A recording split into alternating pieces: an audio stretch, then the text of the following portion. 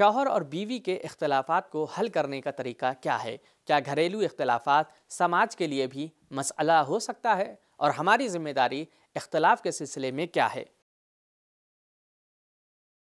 ناظرین اکرام، سلام علیکم۔ آپ تمام حضرات کو اس نورانی سفر میں خوش آمدید عرض کرتے ہیں۔ آج ہم میاں بیوی کے اختلافات کے خطرے کو جانیں گے اور ان کو حل کرنے کے بارے میں اپنی ذمہ داریوں کو بھی سیکھیں گے تاکہ سماج کو طلاق جیسے ناپسندیدہ عمل سے بچا سکیں۔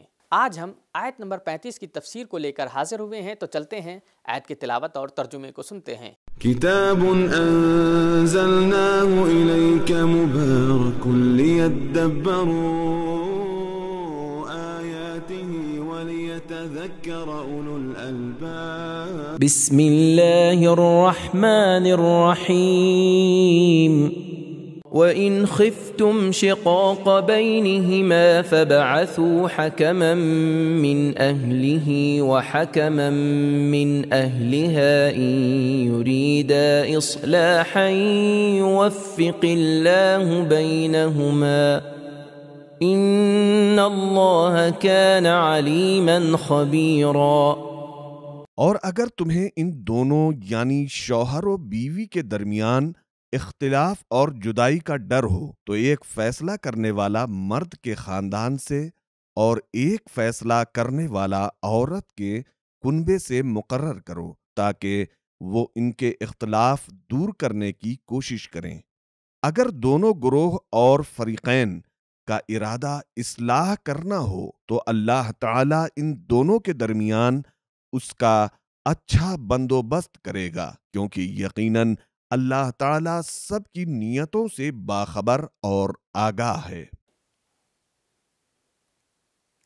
اس آیت میں اللہ سبحانہ وتعالیٰ نے بہت ہی اہم پیغامات کو بیان کیا ہے، آئیے انہیں جانتے ہیں۔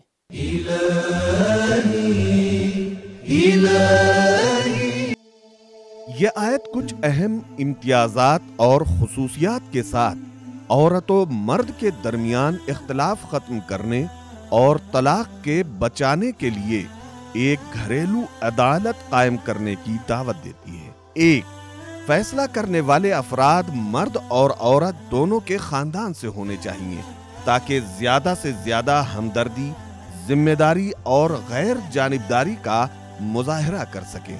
دو، اس قسم کی عدالت کے لیے کسی قسم کے خرچے کی ضرورت نہیں ہوتی۔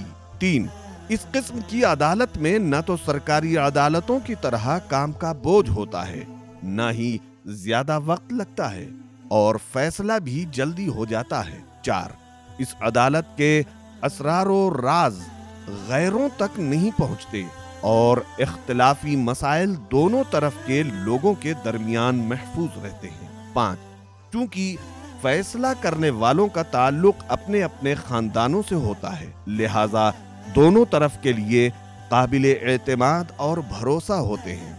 مشکلات کے حل کے لیے تیسرے فرد کا انتخاب کرنا جائز ہے۔ حضرت علی علیہ السلام کا صفین میں حکمیت کو قبول کرنے پر ایک اعتراض کے جواب میں امام باقر علیہ السلام نے اس آیت کی تلاوت فرمائی تھی۔ تفسیر نور الثقلین و احتجاج تبرسی جلد نمبر 2 صفحہ 58 فَابْعَثُوا حَكَمًا کے بارے میں امام صادق علیہ السلام سے سوال کیا گیا تو امام علیہ السلام نے فرمایا، تیسرے شخص کو جدائی اور طلاق کے بارے میں فیصلہ نہیں کرنا چاہیے مگر یہ کہ وہ لوگ دونوں طرف سے اس بات کی اجازت حاصل کر چکے ہوں۔ کافی جلد نمبر 6 صفحہ 146۔ ترجمے اور نکات کو جان لینے کے بعد آئیے اس کے پیغامات پر روشنی ڈالتے ہیں۔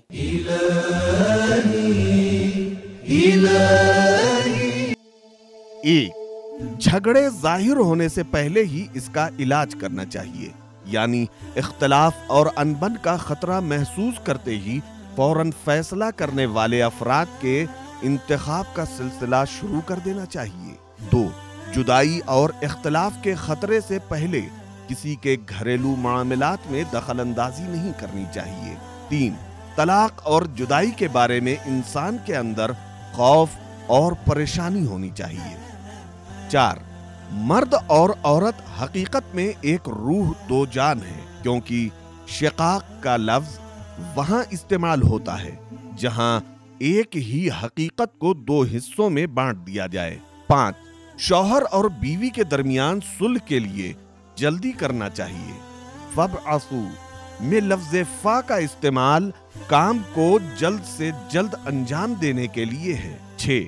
گھریلو جھگڑے اور اختلاف کی صورت میں معاشرے کے لوگوں پر بھاری ذمہ داری آ جاتی ہے۔ 7. قریبی رشتہ دار گھریلو اختلاف اور جھگڑے کو ختم کرانے کے سلسلے میں زیادہ ذمہ دار ہیں۔ 8. مرد اور عورت فرد ثالث یعنی فیصلہ کرنے والے کے انتخاب میں ایک جیسا حق رکھتے ہیں۔ 9. معاشرے میں بعض لوگوں پر اعتماد کیا جانا چاہیے اور ان کے فیصلے کو قبول کیا جانا چاہیے۔ 10. لوگوں کی مشکلات کو حل کرنے کے لیے خود لوگوں کا سہارا لینا چاہیے۔ 11. مایوس اور نا امید افراد کے درمیان صلح کروانے کے سلسلے میں لا تعلقی کا اظہار نہ کریں۔ 12.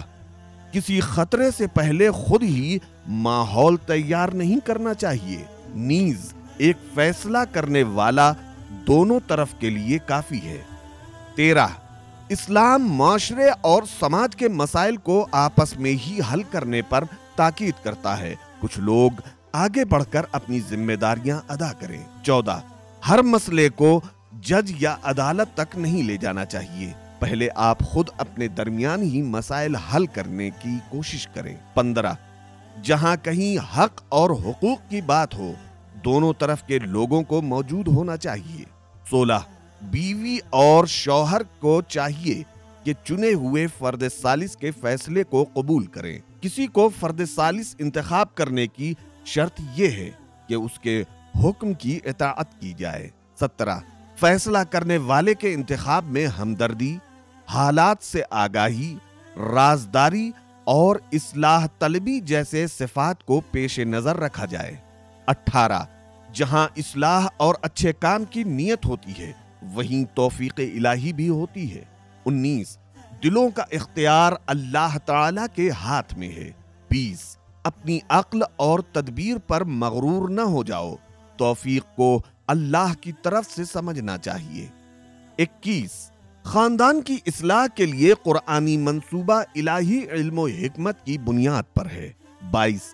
اچھی نیت ضروری ہے کیونکہ اللہ تعالی ہر چیز کو جانتا اور سمجھتا ہے۔ تو یہ تھی آیت نمبر 35 کی تفسیر، جس میں ہم نے میاں بیوی کے اختلافات کو سالو کرنے کے بارے میں جانا۔ اللہ ہمارے سماج کو، ہمارے گھرانوں کو ہر طرح کے اختلافات سے محفوظ رکھے۔ یہیں پر ہمارا یہ ایپیسوڈ ختم ہوتا ہے۔ اگلے ایپیسوڈ میں پھر ملیں گے، تب تک کے لیے شکریہ، خدا حافظ۔ سبیل قرآن، قرآنی سماج کی پہچان۔